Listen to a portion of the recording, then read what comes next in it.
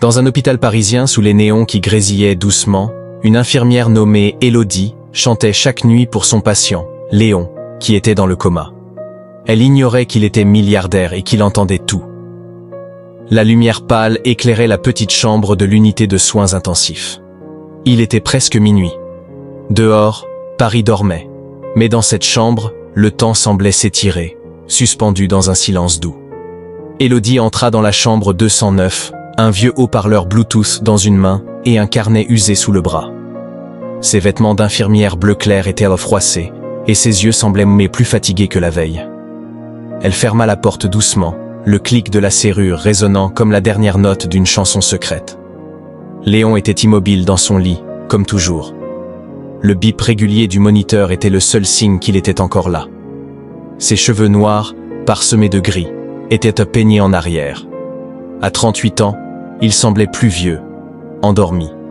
Sa peau était pâle, mais son visage gardait une force calme, comme s'il cachait un secret. Élodie posa le haut-parleur sur la table près du lit et s'assit sur la chaise où elle s'installait depuis 107 nuits. Elle sortit un mouchoir de sa poche et essuya ses yeux avant que les larmes ne coulent. Ce soir était différent. Pendant sa pause, on lui avait annoncé une mauvaise nouvelle. L'hôpital réduisait son personnel et son contrat s'arrêtait. C'était sa dernière nuit. Elle prit la main de Léon, froide mais familière. Elle l'avait déjà tenue, pleurant doucement en chantant des berceuses que sa mère lui chantait autrefois. Elle caressa ses doigts, rêvant à qui il était avant. Aucun proche n'était venu, pas d'amis, juste Léon, témoin silencieux de ses chagrins. Sa voix trembla quand elle murmura « Léon, si tu m'entends, je suis tellement fatiguée. J'aimerais rester, mais ils ne peuvent pas me garder. Cet hôpital, c'était ma maison.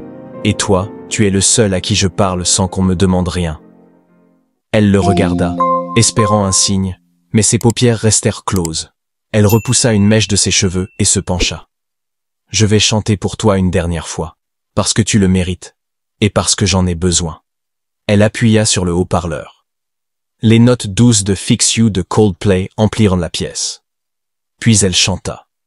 La voix tremblante mais claire, comme si la musique la soutenait. Quand tu fais de ton mieux, mais que ça ne suffit pas. Les mots la traversèrent, et des larmes coulèrent sur la main de Léon. Et je vais essayer de te réparer. Elle posa sa tête près de lui, continuant à chanter, sa voix devenant une prière. Soudain, elle sentit un frisson.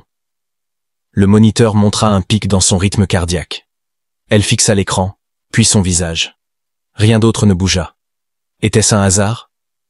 Elle n'était pas sûre. Quand la chanson s'arrêta, une larme coula sur la joue de Léon. Mais Élodie ne la vit pas. Elle ramassa ses affaires, murmura « Bonne nuit, Léon. Merci de m'avoir écouté. » Embrassa sa main et sortit, la porte se fermant doucement. Dans la chambre, le moniteur bipait un peu plus vite. Élodie vivait dans un petit appartement au-dessus d'une boulangerie parisienne qui sentait le sucre et la fatigue. Les murs étaient fins, le chauffage capricieux, mais c'était tout ce qu'elle pouvait payer. Sa mère était morte d'un cancer, emportée rapidement, laissant un silence assourdissant. Sa mère avait été son guide, sa joie. Sans elle, Élodie se sentait perdue, comme un bateau sans ancre. Autrefois, elle étudiait le chant dans une école d'arts à Paris, rêvant de scènes lumineuses et de robes scintillantes. La musique était tout pour elle. Mais quand sa mère est tombée malade, Élodie a tout arrêté. Les cours sont devenus des factures d'hôpital, les leçons de chant des nuits de travail. Ses rêves ont disparu, comme une vieille cassette oubliée. À l'hôpital, elle travaillait de nuit. Le salaire était maigre, les heures longues, mais le calme des couloirs sombres l'aidait à respirer. Elle passait ses rondes comme une ombre, discrète, une version effacée de la fille qui chantait sur scène. Mais avec Léon, c'était différent. Il était arrivé après un accident de voiture, sans identité au début. Quand ils ont trouvé son nom, ils ont vu qu'il n'avait personne. Comme elle, il était seul.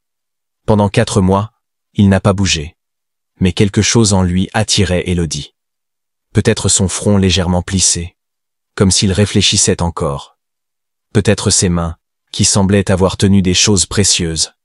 Elle laissait des petits mots près de son lit. « Bonjour, Léon. » ou ta nuit a été calme, tes signes vitaux sont bons.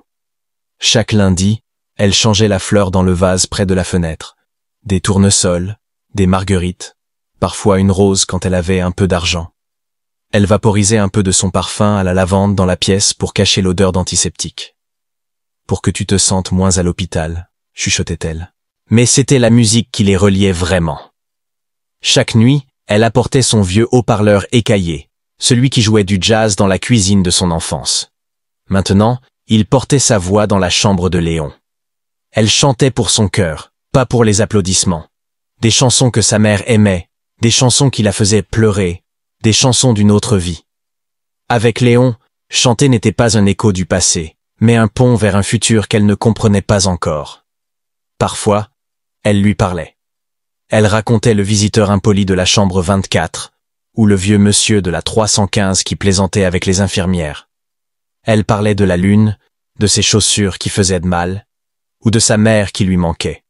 Elle savait qu'il ne répondrait pas, mais parler à voix haute la gardait saine d'esprit. Au fond, elle sentait qu'il l'écoutait. Une nuit, après une journée difficile, sa voix s'est brisée en chantant, mais elle a continué. Elle a fermé les yeux, tenant une note plus longtemps. Quand elle les a rouverts, elle a cru voir ses doigts bouger. Elle a secoué la tête, pensant aux lumières vacillantes. Mais à partir de ce soir, elle a chuté comme s'il était son seul public. Les autres infirmières la taquinèrent gentiment. « Ton prince endormi, c'est ton préféré, hein ?» Élodie souriait, hochait la tête. Ce n'était pas une question de favori. C'était une question de survie. Elle avait perdu sa mère, sa voix, mais chanter pour Léon lui donnait une raison de croire que du beau pouvait encore naître des choses brisées. Longtemps avant le silence, Léon vivait une vie pleine de sons. Il était pianiste, pas une star, mais un musicien talentueux. Ses mélodies remplissaient les bars parisiens, des notes dansantes comme des secrets partagés. Il jouait pour ressentir. Puis il a rencontré Camille, une professeure de musique aux boucles sauvages et aux rires chaleureux. Ils se sont aimés comme une chanson inattendue, lors d'une soirée jazz. Leur vie était douce, pleine de matins calmes et de musique partagée. Il l'a demandé en mariage sur scène, glissant une bague à son doigt pendant un morceau de Gershwin. Elle a dit oui, en pleurant. Mais quelques mois plus tard, Camille a commencé à oublier des mots, des chemins. Le diagnostic est tombé, un cancer du cerveau, cruel et rapide. Les médecins donnèrent des mois, Léon a tout donné. Il a arrêté de jouer, de travailler, pour s'occuper d'elle. Il l'a regardée s'effacer, note par note, jusqu'à ce qu'elle disparaisse dans le silence. Après sa mort, Léon s'est éteint. Il a vendu son piano, coupé son téléphone, quitté son appartement. Il errait de ville en ville, prenant des petits boulots, fuyant la musique qui lui faisait mal. La nuit de l'accident, il était allé au cimetière où reposait Camille, sous la pluie. Il portait ses fleurs préférées, des lys, mais le vent les a arrachées. Trempé, il a murmuré son nom, puis a marché vers chez lui. Une voiture ne l'a pas vu. Quand l'ambulance est arrivée, il était inconscient, seul, sans famille à appeler. Dans son lit d'hôpital, quelque chose d'incroyable se passait. Au début, il n'entendait que le bourdonnement des néons. Puis, une nuit, une voix douce, hésitante, a percé le vide. Élodie chantait. Il ne pouvait ni bouger ni ouvrir les yeux, mais il l'entendait. Sa voix était comme une corde jetée à un noyer. Elle chantait chaque nuit, parfois des berceuses, parfois du jazz, parfois des histoires de sa journée. Elle s'appelait Élodie. Il s'accrochait à sa voix, voulant lui dire « Je t'entends, continue », mais son corps refusait. Il mémorisait sa façon de parler, la douceur de son Léon, la chaleur de sa main. Quand elle pleurait, il sentait son cœur se fendre. « Je ne vois pas la lumière, pensait-il, mais j'entends un ange. » Il ignorait s'il se réveillerait, mais tant qu'elle chantait, il voulait rester. Sa voix était la seule musique qu'il supportait depuis Camille, et elle ne faisait pas mal. Un mercredi après-midi, Élodie fut convoquée dans un bureau sans fenêtre. La directrice, avec un sourire trop poli, annonça des coupes budgétaires. Élodie était licenciée. Sa dernière nuit serait ce soir. Elle hocha la tête, sonnait, les oreilles pleines du battement de son cœur. En traversant les couloirs familiers, chaque chambre semblait porter ses souvenirs. Mais en entrant dans la 209, elle s'effondra presque. Léon était là, immobile, mais jamais oubliée. La pièce était chaude, le soleil printanier filtrant par les stores. Une petite fleur, une frésia, trônait dans un vase.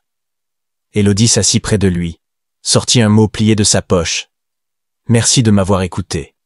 Je ne sais pas si tu te réveilleras, mais j'espère que tu as senti, un peu, que tu étais aimé. » Elle le glissa sous son oreiller, hésita, puis embrassa doucement son front. C'était la première fois qu'elle faisait ça. Elle lança une chanson, A Case of You, de Joni Mitchell, et chanta tout bas, sa voix fragile mais entière. Quand la musique s'arrêta, elle ferma les yeux, gravant tout dans sa mémoire, l'odeur d'antiseptique, le bip des machines, le soleil sur sa nuque. « Pardon de partir », murmura-t-elle. « Tu méritais mieux que le silence. » Elle ajusta sa couverture, se leva et sortit sans se retourner. Quelques secondes après, le moniteur de Léon bipa plus fort. Ses doigts frémirent, ses paupières tremblèrent. Dans son esprit, la voix d'Élodie avait brisé quelque chose. Il sentait encore la chaleur de son baiser, l'écho de sa chanson. Quelque chose en lui avait bougé. Élodie prit l'ascenseur, serrant son thermos vide, les yeux brûlants mais secs. Dans la chambre 209, le silence avait changé. Leur lien n'avait jamais eu besoin de mots, de gestes, ni de temps. C'était plus profond, quelque chose qu'aucun des deux n'oublierait. Quand Léon ouvrit les yeux, c'était le matin. Le soleil glissait à travers les stores, peignant des rayures dorées sur les draps. Il fixa les plafonds, incertain si c'était réel. Tout était lourd, ses bras, ses pensées, son souffle. Mais la voix d'Élodie était claire, gravée en lui. Il tourna la tête, grimaçant de douleur. Une infirmière sursauta en le voyant éveillé et appela un médecin. On lui posa 1000 questions. Son nom, ses souvenirs, ses sensations. Il répondit. Mais il pensait à elle. Ce soir-là, il demanda à une infirmière aux yeux gentils si l'infirmière qui chantait travaillait encore. « Tu parles d'Élodie ?» Il hocha la tête, le cœur serré. Elle venait chaque nuit, mais ils l'ont licenciée. Ça lui a brisé le cœur de partir. Elle tenait à toi. Léon déglutit. « Tu sais où elle est ?» L'infirmière hésita. « Non, mais elle fredonnait du Joni Mitchell. Une voix qu'on n'oublie pas. » Le lendemain, Léon demanda à sortir, malgré les protestations des médecins. Il n'avait pas de famille, et la seule raison de son retour était partie. 2 jours plus tard, en vêtements d'emprunt et avec une canne, il marcha dans Paris comme un revenant. Il chercha Élodie. Avec des notes de patient et l'aide d'une réceptionniste, il trouva qu'elle avait partagé des chansons sur SoundCloud sous le nom « Voix Élodie ». Il y avait 3 morceaux, dont celui qu'elle avait chanté la nuit où il l'avait entendu pleurer. Sur un banc, il écouta en boucle, sa voix l'enveloppant comme une couverture. Il suivit les indices numériques. Un courriel sur son profil mena à une vieille adresse, dans un immeuble simple près d'une boulangerie ouverte toute la nuit, celle dont elle parlait. Il frappa, mais personne. Un voisin dit qu'elle avait déménagé 2 semaines avant. Léon resta un moment devant la porte, puis sortit un foulard gris qu'elle posait sur lui à l'hôpital. Il sentait encore la lavande. Il le plia, y glissa un mot. « Merci, Élodie, d'avoir chanté pour un cœur qui se croyait mort. Tu m'as sauvé. » Il ne signa pas. Ce soir-là, dans un appartement temporaire, Léon fit quelque chose qu'il n'avait pas fait depuis des années. Il s'assit à un piano loué, ses doigts tremblants trouvant les touches. Il joua la mélodie de la voix d'Élodie, ses pauses, ses respirations. Il enregistra et envoya le fichier à un petit label, avec le lien SoundCloud d'Élodie, et un message. « Cette voix a sauvé ma vie. Elle mérite d'être entendue. » Il appuya sur envoyer, et pour la première fois depuis longtemps, il sentit la paix. Élodie commençait à croire au miracle, sans savoir pourquoi. Un courriel annonça une bourse pour une école de musique. Cours, studio, tout payé. Son nom était sur les papiers, mais elle n'avait rien soumis. Elle fixa l'écran, le cœur battant. Puis, un nouvel appartement apparut, près d'un parc où des musiciens jouaient, le dimanche. Quelqu'un avait payé 6 mois de loyer et rempli le frigo de pain, fruits, lait d'amande et une bouteille d'huile de lavande qui la fit pleurer. Pas de mots, pas d'explication. La gestion immobilière haussa les épaules. Tout est réglé. Vous avez de la chance. 1 semaine plus tard, un label l'invita à une audition. Ils avaient entendu sa voix, soumise anonymement. Elle faillit supprimer le message, mais une petite voix l'en dissuada. Le jour de l'audition, elle porta le médaillon de sa mère et son vieux haut-parleur, comme un porte-bonheur. Quand on lui demanda sa chanson, elle choisit Fix You. Dans la cabine, elle ferma les yeux, revenue dans la chambre 209, avec Léon immobile. Sa voix trembla, mais elle chanta, le cœur plein. À la fin, des larmes coulaient. Le producteur, ému, dit « C'est rare ce que tu as ». En rentrant, elle trouva une enveloppe sans adresse. Dedans, une carte avec un mot écrit à la main. Je pensais que le monde était cruel et silencieux. Puis je t'ai entendu. Tu m'as fait croire au miracle. Continue de chanter. Pas de signature. Mais Élodie sut. C'était Léon. Elle serra la carte contre elle, s'assit sur les marches, le cœur battant. Il était là, quelque part. Il l'avait entendu. Elle leva les yeux vers le ciel, le soleil se couchait, et elle sourit, un vrai sourire, celui qu'on a quand on sait qu'on compte. Un soir, une salle de concert parisienne vibrait d'excitation. Les murs ornés de dorures usées et les sièges en velours accueillaient un concert communautaire avec des musiciens locaux. Élodie était sur la liste, une inconnue au grand cœur. Backstage, elle serrait son micro, nerveuse. Quand son nom fut appelé, elle monta sur scène. Le piano joua les premières notes de A Case of You. Sa voix, d'abord timide, gagna en force. Elle chanta pour elle, pour sa mère, pour Léon. À la fin, le public était silencieux, captivé. Elle salua, retenant ses larmes, et quitta la scène. Mais l'organisateur prit le micro. Quelqu'un veut dire un mot.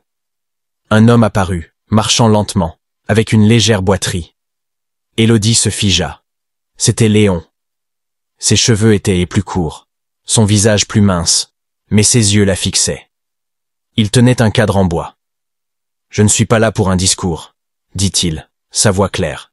« Quelqu'un sur cette scène m'a chanté chaque nuit, pensant que je n'entendais pas. Mais j'ai tout entendu. » Le public murmura. Élodie mit une main sur sa bouche. Elle ne savait pas qu'elle sauvait une vie, continua-t-il, levant le cadre. Elle a laissé ce mot sous mon oreiller. Élodie lut son écriture. « J'espère que tu as senti que tu étais aimée. » Ses jambes tremblèrent. Léon s'approcha. « Si tu chantes pour le monde, Élodie, garde une chanson pour moi. » Élodie traversa la scène, l'enlaça, pleurant contre son épaule. Le public se leva, applaudissant doucement puis plus fort, un tonnerre d'émotion. Léon la serra, murmura « Je suis revenu pour toi. » Elle sourit à travers ses larmes. « Je savais que tu m'entendais. » Leurs fronts se touchèrent, les lumières baissèrent. Ce n'était pas un conte de fées, c'était mieux, c'était vrai. Un an plus tard, Élodie et Léon vivaient dans un appartement lumineux, au-dessus d'une librairie, près d'un parc. Léon donnait des cours de piano gratuits à des enfants autistes, qui comprenaient la musique comme un langage. Élodie avait retrouvé sa voix, pas seulement pour chanter, mais pour rêver. Elle enregistra un album, pour celui qui écoutait, dédié à Léon, à sa mère, à tous ceux qui chantent dans le vide en espérant être entendus. Lors du concert de lancement, la salle était pleine. Léon était au piano. Élodie chanta « Fix You », sa voix portant ses souvenirs, ses prières, son adieu qui n'en était pas un. À la fin, le public applaudit à tout rompre. Mais Léon se leva, sortit une bague d'une pochette en velours. Il prit le micro. J'étais dans un lit d'hôpital, croyant que j'étais mort. Le monde était noir, puis quelqu'un a chanté. Élodie, ta voix m'a ramené. Elle est devenue la seule raison de me réveiller. Il s'agenouilla. Je veux chanter avec toi pour toujours. Veux-tu m'épouser? Élodie, les mains sur la bouche, hocha la tête. Oui, cria-t-elle. Le public explosa de joie. Léon glissa la bague à son doigt et ils s'enlacèrent, riant et pleurant.